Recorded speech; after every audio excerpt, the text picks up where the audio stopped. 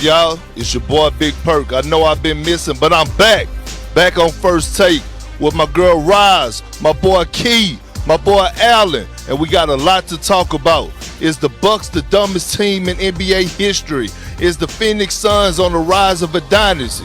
First Take starts now. We want to get done what we got to get done. We're all going to have to sacrifice something. At the end of the day, I'm out there. I feel good. I don't feel pain. Don't get nervous now. Are you ready? Hey, are you ready for this? Are you hanging on the edge of your seat? Standing right now. Booker, long three-pointer. That's good.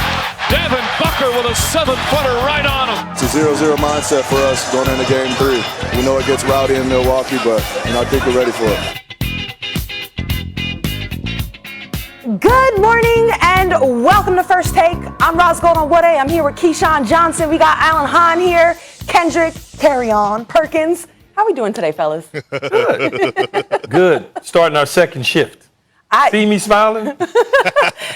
You guys have been here probably 40 hours this week? No, it's good though. Right, Alan?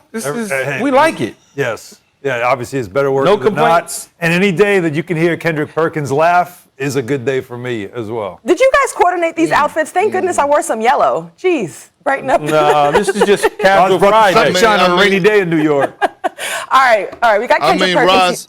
Roz, you wouldn't want to see the bottom half of me. Just the top half looks good. I'm in shorts today. I'm outside Show in us. Phoenix. We got to see it. You can't say that and not show it. No, I ain't gonna show it. But listen, I didn't even know they made short suits.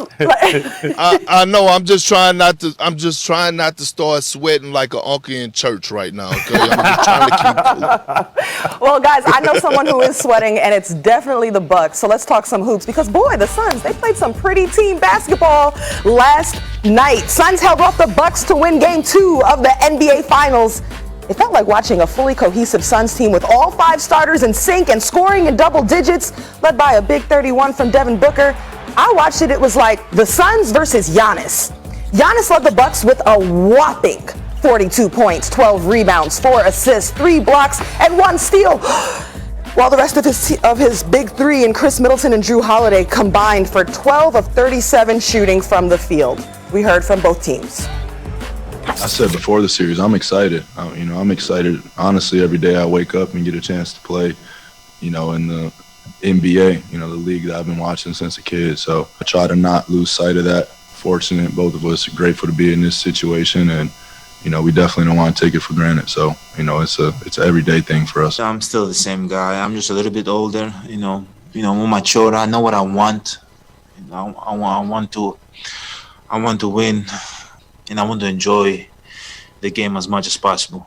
In this situation, I understand, there's so much, pressure from the whole world, from the fans, from this. But at the end of the day, it's not about just us individually. It's about the whole team, everybody that worked to be in this position.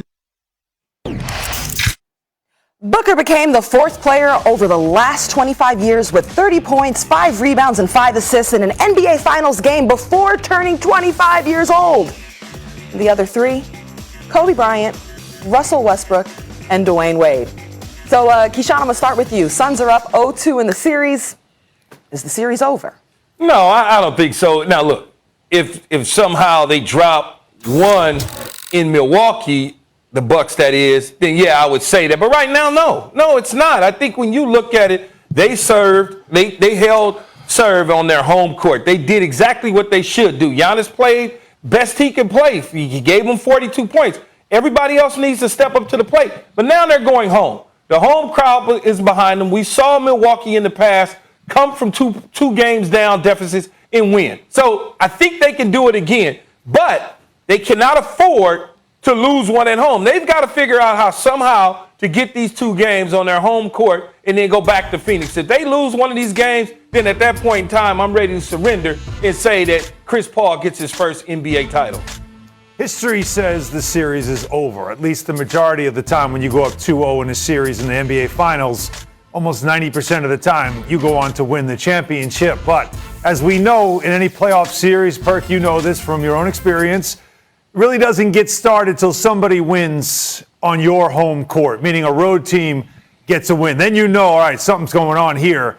And that's what makes now the series moving to Milwaukee so important. I mean, I know I'm going Captain Obvious with you. A must win in game 3 because 3-0, nobody ever comes back on that. But also, to me, the confines of being in your own building, one thing we won't get is a crowd counting when Giannis is at the free throw line. We won't get that. We won't get a crowd encouraging Giannis to shoot threes. In fact, if I'm in Milwaukee and he steps up and he starts to set up like he's going to shoot a three, we're all yelling, no, don't shoot the three. Obviously, that's not a strength of his game. Supporting cast role players, supporting cast players generally play better when they are home. The Phoenix Suns role players, Mikal Bridges was that guy last night. They were very comfortable in their building with their loud crowd. I'm curious to see what it's going to be like in Milwaukee. Is the series over? Of course it's not over. But history after 2-0 is suggesting to us it's pretty close. Well, Alan, forget history and forget everything else that happened in the past. I want you to tell me what your own eyes are seeing. And what my eyes are telling me is that the Phoenix Suns are the better team. The Phoenix Suns are the smarter team. The Phoenix Suns have the better coach. They have better leaders. They have better overall players. And with that being said, this series is over. Am I saying the Milwaukee Bucks are going to get swept? No, they probably win 1 or maybe 2 games. But as far as winning the series, the Suns are winning this series. I don't know if it's in 5 games. I don't know if it's in 6 games. I don't know if it's in 7 games, but they're going to win this series just because of their IQ. I look at everything. I look at body language. I look at post-game interviews. You know what I'm hearing from Devin Booker? You know what I'm hearing from CP3 in a post-game interview? The job is not done. You look on the Milwaukee Bucks side of things, you know what I'm hearing? Oh, I'm just happy to be here. We haven't made it since 1933, and we're happy to be here, and we just want to have fun. And you see Chris Middleton and Drew Holiday smiling last night after they played the worst of basketball of their playoff career last night on the biggest stage. And then you hear Mike Budenholzer, right? Dressing pregame in the locker room, and he tells his team, go out there, have fun, play freely, play in the open court. You know, just like I'm sitting up here looking at the TV saying, what? Are you serious right now? So with all that being said, this series is over. This series is over. I'm not saying the Bucks are getting swept, but the Suns are winning this series hands down. So then it's not over then if they're not going to get swept, Perk, right? I mean, you talk about, you mentioned the fact that, hey, they were smiling or they were acting a certain way and they didn't have the same post-game press conference type of swag that you saw the Phoenix Suns have, which is true. But they are on the road and they are losing. Don't you think that if they win and they're at home, that conversation in the post-game with those reporters asking silly-ass questions, that it would be totally different when they win and they're at home, the way that they would approach the game, or better yet, approach the press conference after they get a W in their pocket? I think so. That's why I'm not ready to just say that they don't have an opportunity to come back and win this entire thing when we've seen them now do it to Brooklyn. And I know, oh yeah, Kyrie got hurt and Kevin Durant was an inch away from sending him home, but he didn't. Oh, the Atlanta Hawks, this, that, and the other, but it didn't happen. So I don't know how we can say after 2 games just right now that it's a wrap, it's over with. Let's get through game 3 at least before we make that determination. Perk, before you speak, I just want to jump in quickly because I do think that the way a team talks in post-game, attitude reflects leadership. I do think a lot of times players echo what their coach is saying. We know Coach Bud has always been that way, that even keel, stick to the process, stick to the program. But when you said something about their IQ and how dumb they have been playing, that also is an indictment on coaching. And that, to me, is what I want to see when this series moves to Milwaukee. Well, guess what? You're not going to see it. We're talking about a coach in Monty Williams. But, Alan, I'm going to get to you in a second. Let me get to Key. All right? Take your time, so Perk. It's a Take difference. Your time, Perk. Keyshawn, my brother, it's a difference in making it a competitive series and saying that the series is not over.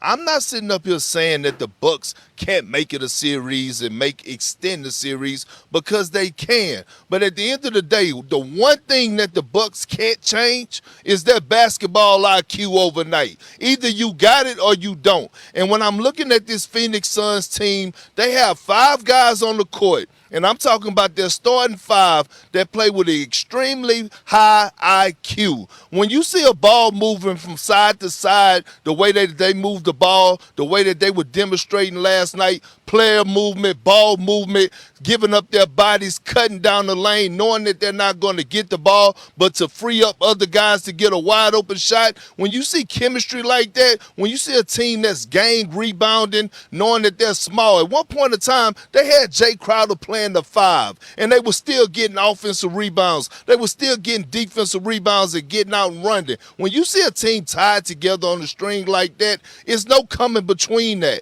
And that's the difference between them and the Milwaukee Bucks. How many times have we came on here, or how many times have people been saying, including myself, why are the Milwaukee Bucks playing this type of basketball? Golly, my God, why do they keep taking these dumb shots, these ill-advised three-pointers? Why they're not attacking the paint? It's not going to change overnight. And through all the other playoff series opponents that they face, they haven't seen one like the Phoenix Suns. All right, you cooked me. Guys, don't forget. I mean, they say it's not a series. It's not a series until someone steals. So far, Roz, the Suns who is took they? care. I don't even know. But so far, I mean, technically, the Suns took care of home, and we know how quick a narrative can change if the Bucks take care of home. Don't forget, they came back from being down 0-2 against the Nets. That's all I'm saying. I'm just putting it out there. There was a really big injury that happened on the way to coming back down 0-2. It ain't their fault. Perk, you were great this morning. We're going to bring you back in the show, but I know you're going to take a break right now. I don't know if you're sweating. You got to take a shorts break, but we're going to bring you right back. Thank you so much for your insight. I got my AC unit right here to the left. Thank you, Perk. We'll bring you back in a bit. Appreciate you. All right, thanks.